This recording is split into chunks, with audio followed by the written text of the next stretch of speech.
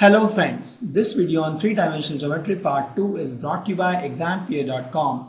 No more fear from exam. Before watching this video, please make sure that you have watched part 1.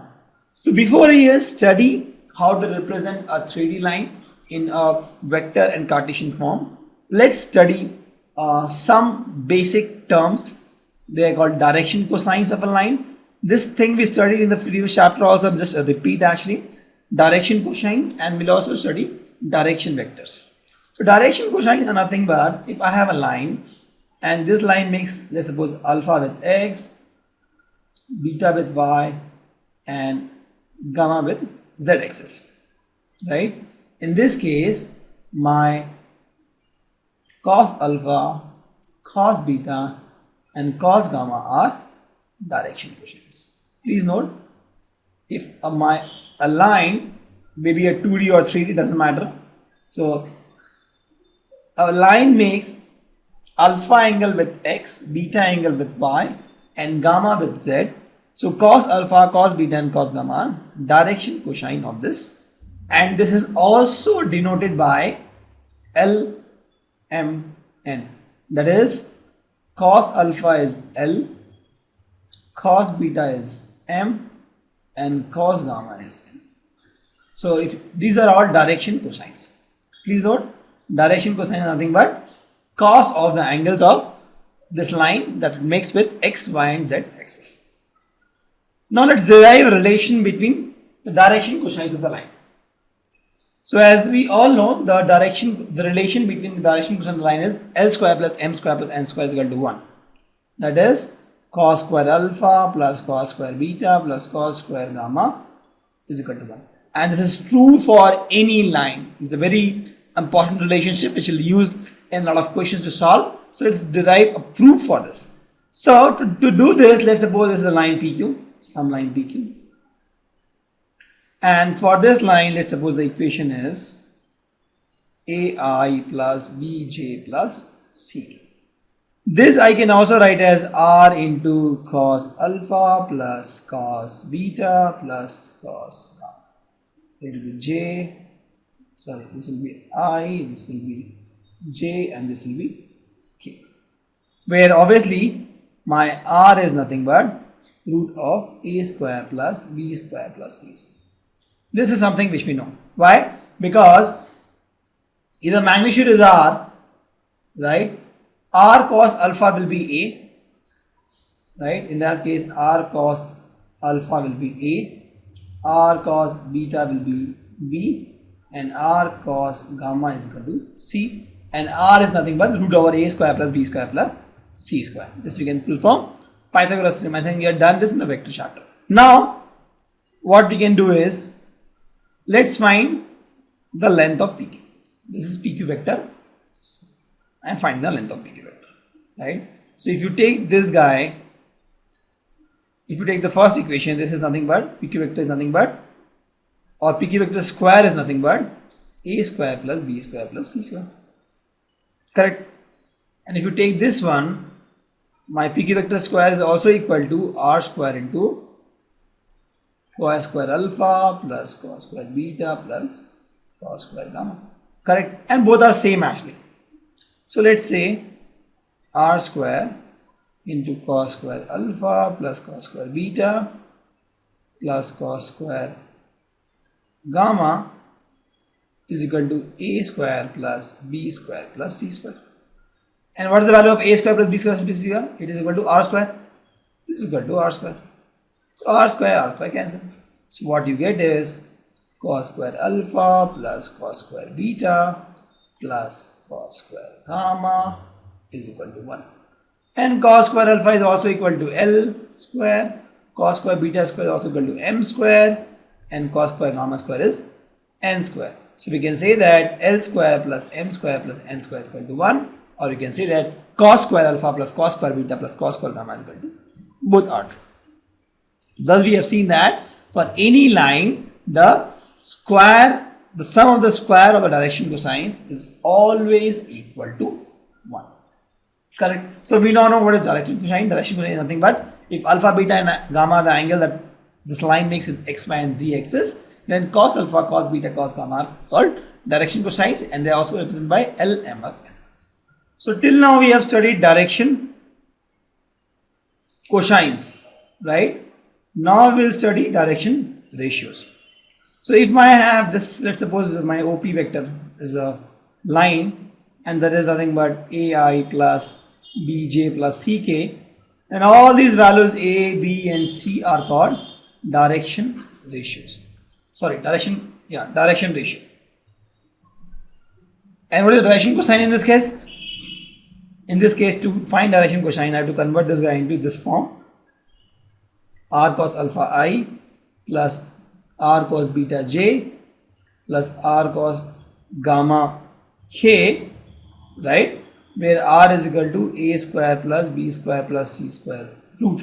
So in this case, my cos alpha, cos beta and cos gamma is direction cosine.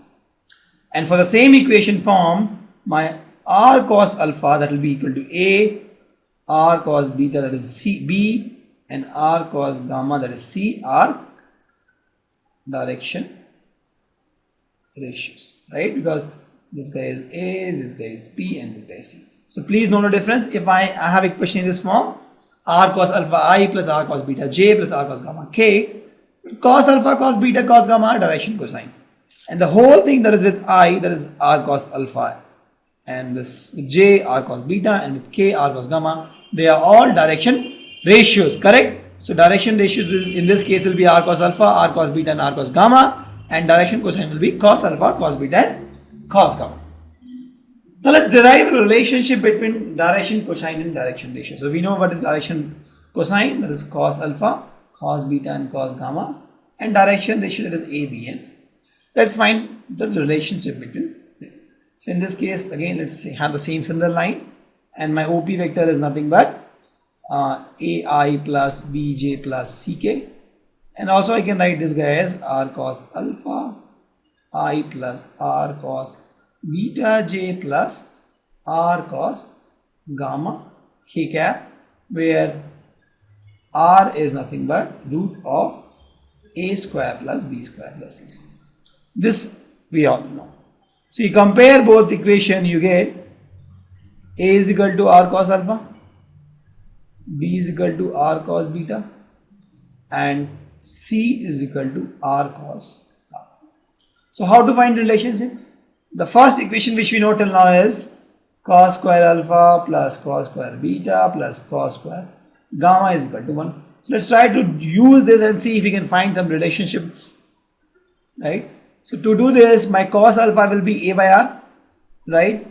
My cos beta will be b by r, and my cos gamma will be c by r. So let's square and add all these. So we get a square by r square plus b square by r square plus c square by r square is equal to 1, because cos square alpha plus cos square beta plus cos square gamma is equal to 1. So what I get is a square plus b square plus c square is equal to r square. And this we already know actually, so it didn't help us anyway, right? So now it says we have to find relationship between cos alpha. So cos alpha is also equal to a by r. So I say cos alpha is a by r. A is this, and r I know is root a square plus b square plus c square. So anyway, it's a good proof. So I just wrote this r is equal to root a square plus b square plus c square. Many of you would have been wondering why I written this. You better watch my vector chapter also, or I've explained in this case also how I wrote r is equal to root a square plus b square c square. So I got cos alpha as a by r, that is a by root a square plus b square plus c square, right? So similarly, cos beta is b by r, that is b by root a square plus b square plus c square. Since I have taken root, so I'll just write plus minus here. It can be any value. And cos gamma is c by r, that is plus minus c by root a square plus b square plus c square. Correct? So I wrote this cos alpha, cos beta, cos gamma, that is direction cosine, in terms of a, b and c, that is direction ratios. So you see, the direction cosines are written in terms of direction ratio. So both are linked.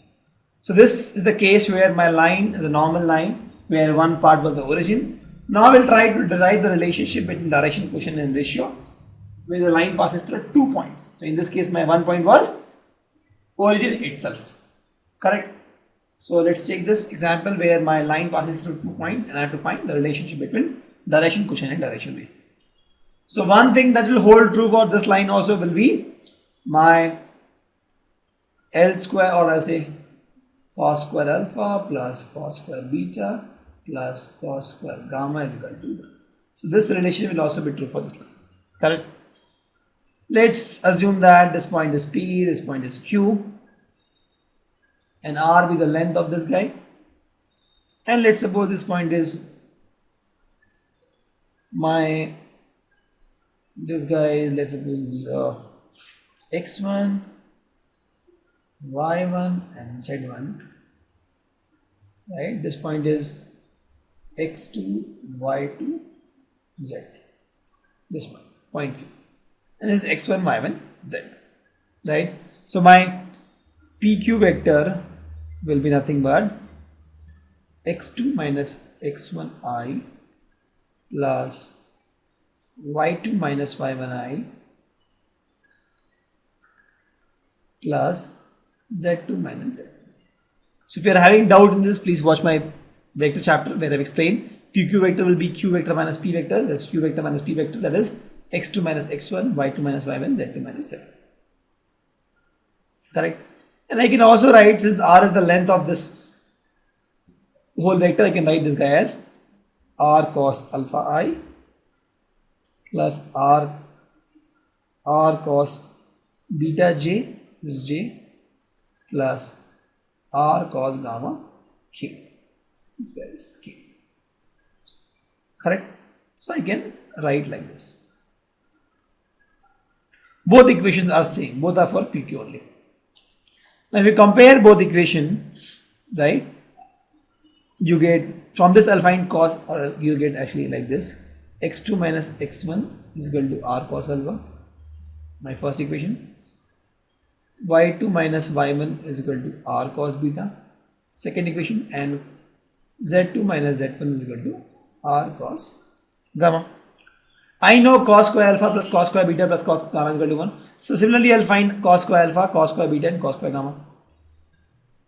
So what I get, cos alpha is x2 minus x1 by R, cos beta is y2 minus y1 by R, and cos gamma is z2 minus z1 by. And let's square and add. Cos square alpha plus cos square beta plus cos square gamma is equal to 1. You know this. Cos square alpha plus cos square beta plus cos square gamma is equal to 1. Let's add this. This becomes x2 minus x1 by R square plus y2 minus y1 by R square plus z2 minus z1 by R square is equal to 1. Or with this, you solve, you get R as but root over x2 minus x1 square plus y2 minus y1 square plus z2 minus z1 square. Correct? This is the value of R I get. Now, I know that cos alpha is x2 minus x1 by R. So I can write as cos alpha as x2 minus x1 by root over x, this guy, x2 minus x1 square plus y2 minus y1 square plus z2 minus z1 square. Similarly, I can write cos beta as, if you see, y2 minus y1 by the whole thing, and cos gamma as z2 minus z1 by this R. And that's how I can represent the direction cosines, cos alpha, cos beta, cos gamma, right? These are the cosines in terms of ratios, because here these are my ratios, x2 minus x1, y2 minus y1 and z2 minus. Thank you. Visit examfear.com to watch free educational videos, try free online tests, get the best quality study materials, study from the best tutors and mentors, and much more. Thanks once again.